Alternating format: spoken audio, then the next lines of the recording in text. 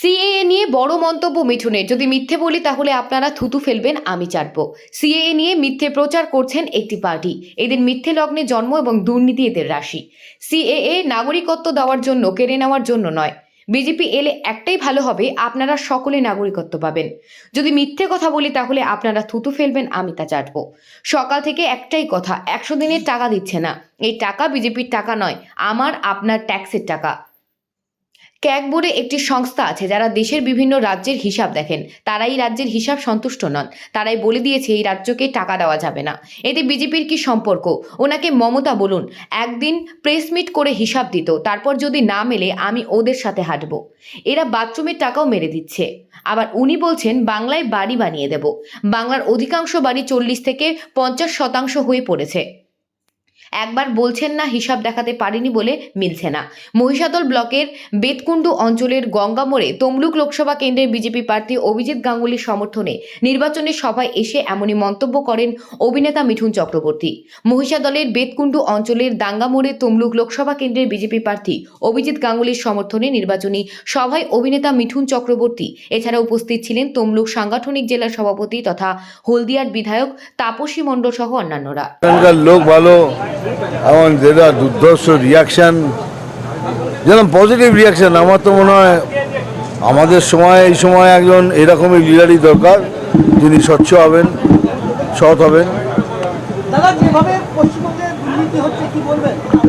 দুর্নীতি হচ্ছে না, দুর্নীতি এদের ভোট ব্যাংক। এই পার্টির ভোট ব্যাংক হলো দুর্নীতি। এটা কি নতুন? এটা এক্সপেক্ট করেছিলাম হবে। এই সন্দেশখালী বাবাটা সন্দেশখালী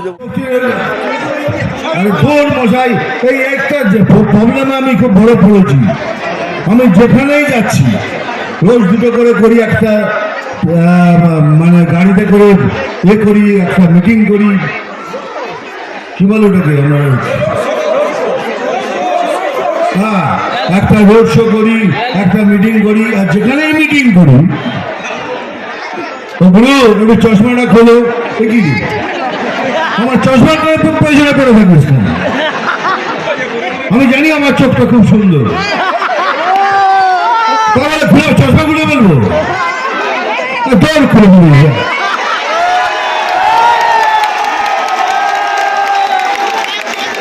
ওইখানে কি বললো হলো, সত্যি কি চোখ দুটো মারি না?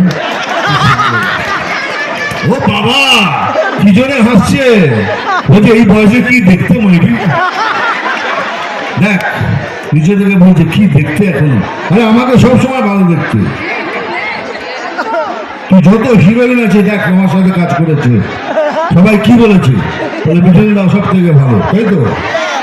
এবার হয়ে গেছে সব কথা, এবার কাজের কথা আছে। আমি কিছু বলবো না, এদিকে ঘুরে বলছি, এদিকে তো তারপরে এইখানে তাই হচ্ছে, তারপরে তাই হবে না। উনি বলেছেন আপনার দিকে তাকিয়ে বলতে, না না আমি এখন এদিকেই তাকিয়ে বলবো। তারপরে ওই হয়েছে তাই হয়েছে, তারপরে আমার তাই হয়ে গেছে, এখন আমার কথা বলা শেষ হয়ে গেছে, আমি চলে যাচ্ছি। ওকে, থ্যাংক ইউ।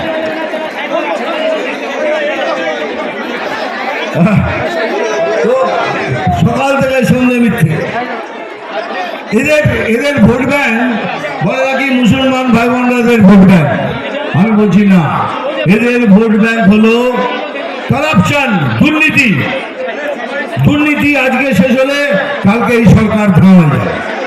সেই জন্যই এরা চেষ্টা করে সবাইকে দুর্নীতির মধ্যে আনতে, তাই তাদের ভোটটা যেন দুর্নীতি, ভোটটা যেন ওদের সাথে থাকে। কিচ্ছু চিন্তা নেই, দুর্নীতি হবে আমরা জানি, কিন্তু আচ্ছা এবার এইটা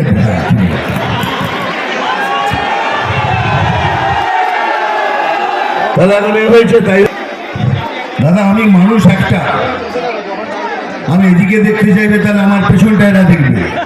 এমন পার্টি আমাদের প্রসেস আছে একটা, আমরা যাকে তাকে টিকিট দিই না, যে কেউ বললেই তাকে টিকিট দিই না।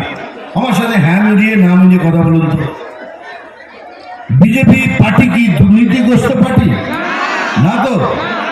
নাকি আলু ভুড়ি চুরি করে? জোরে বল। এরা কি বালি চুরি করে? এরা কি বিদ্যা চুরি করে? এরা কি পড়াশোনা চুরি করে? এরা কি রেশন চুরি করে? সেই রকম একটা সৎ স্বচ্ছ পার্টি এইরকমই একজন সৎ এবং স্বচ্ছ ক্যান্ডিডেট অভিজিৎ বাবুকে সিলেক্ট করেছে।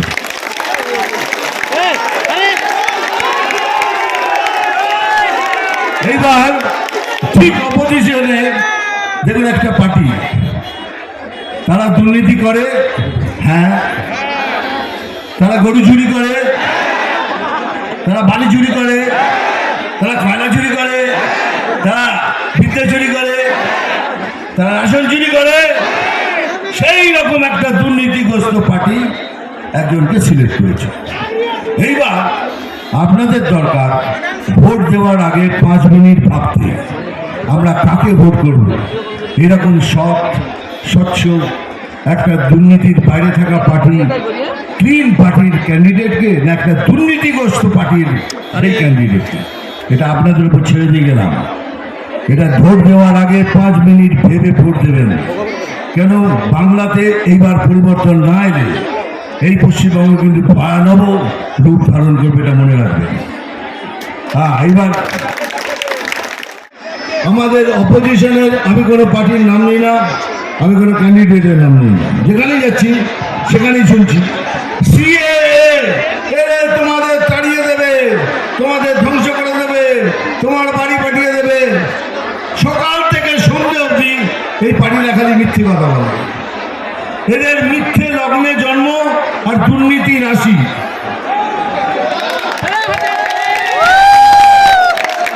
মিথ্যে লগ্নে জন্ম আর দুর্নীতি রাশি এদের, সকাল থেকে সন্ধ্যে অবধি মিথ্যে কথা বলে। সিএএ এটা নাগরিকত্ব দেওয়ার আইন, নাগরিকত্ব ছিনিয়ে নেবার আইন নয়। আর এই আইনটা শুধু মুসলমান ভাই বোনদের নয়, এটা আমার জন্য, এদের জন্য, খ্রিস্টানদের জন্য, শিখ ভাইদের জন্য, সবার জন্য এই আইন। তবে কি এত ঝামেলা কিছু? ঝামেলা হলো এটাই, যাদের কাছে সত্যিকারের আধার কার্ড আছে তারাই ভারতবর্ষের নাগরিক। আর বাড়ির মালিককে কেউ ধাক্কা মেরে বার করতে পারে? তো আপনার কাছে যদি আধার কার্ড থাকে, আপনাকে বার করে দেবে বাড়ি থেকে বাড়ির মালিক। এইসব মিথ্যে কথা বলে বলে এইসব মুসলমান ভাই বোনদের ভয় দেখাচ্ছে। বলছে এত বছর ধরে চালিয়ে আনলো, 2টো টার্ম মিথ্যে কথা বলেছে, মুসলমান ভাই বোনদের কিচ্ছু দেয়নি, যা প্রমিস করেছে একটাও দেয়নি। খালি বলে যাচ্ছে বিজেপি মুসলমানদের দুশ্মন। বিজেপি মুসলমানদের দুশ্মন নয়।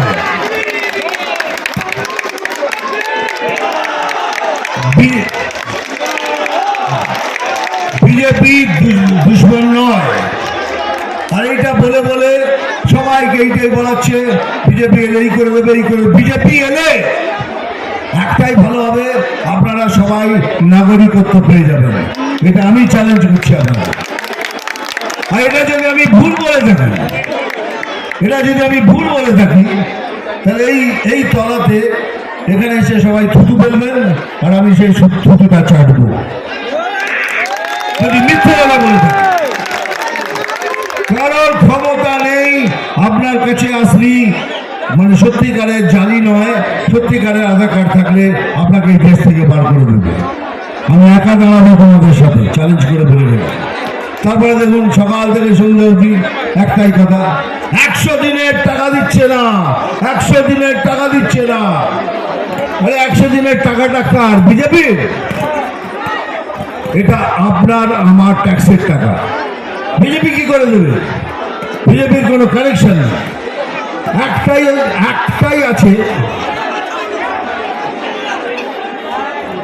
আছে, একটা এজেন্সি আছে, তার নাম হলো ক্যাগ, CAG ক্যাগ। তারা সমস্ত রাজ্যের হিসেব দেখেন।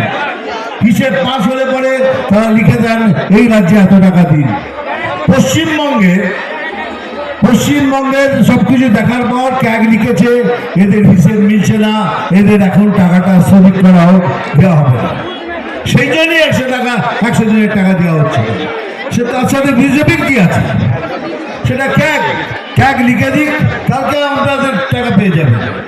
আর এটাও যদি মিথ্যে হয় তাহলে একটা কাজ করুন না, একটা প্রেস কনফারেন্স রাখুন, ওনাকে বলুন একটা প্রেস কনফারেন্স ডেকে এটা দেখা, এই দেখুন আমরা 100 দিনের হিসেব দিয়ে দিয়েছি, তারপরেও টাকা দিচ্ছে না। সেদিন দেখবেন আমি আপনাদের সাথে, আপনি তো আমায় নেবেন না, এই অপোজিট ফুটপাতে আপনার সাথে আমিও মিছিল করে যাব, প্রতিবাদ করব কে এখানে টাকা দিন। এইবার তো হিসেব মিলে গেছে, হিসেব দেবেন না, টাকা কোথায় ঘুরিয়ে দিয়েছে। আরে এরা তো বাথরুম পর্যন্ত ছাড়ে না।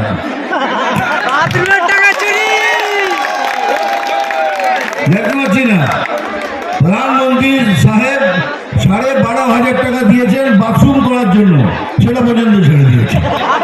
1,000 টাকা চুরি করে নিয়েছে।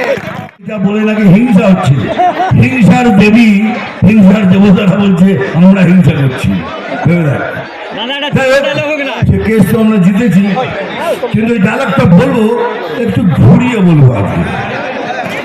আমি জল ঢোড়াও নই, বেলে পড়াও নই, আমি জল ঢোড়াও নই, বেলে পড়াও নই, আমি এমন একটা সাপ যে গর্ত থেকে ছোট ছোট সাপ বার করি।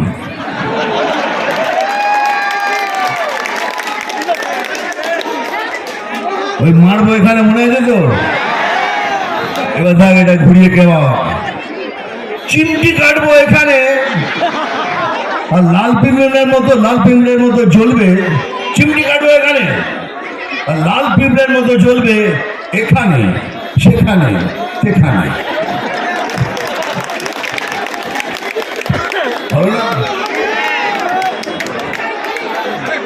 কি? হ্যাঁ জানি। নাম তুফান, বছরে 1 বার আসি, এবার প্রত্যেক বছর আসবো, শুধু তোমাদের সাথে দেখা করতে। আমি খবর দেখি না, আমি খবর পড়ি না, আমি শুধু খবর তৈরি করি। আরে খেয়ে ওই লাথি ল্যাং, ভেঙে যে গেল ঠ্যাং। আরে খেয়ে ওই লাথি ল্যাং, ভেঙে যে গেল ঠ্যাং। ভাঙলো মাথায় তোমার ভেল, ও চাঁদুরে দেখলে কেমন তুমি ও চাঁদুরে।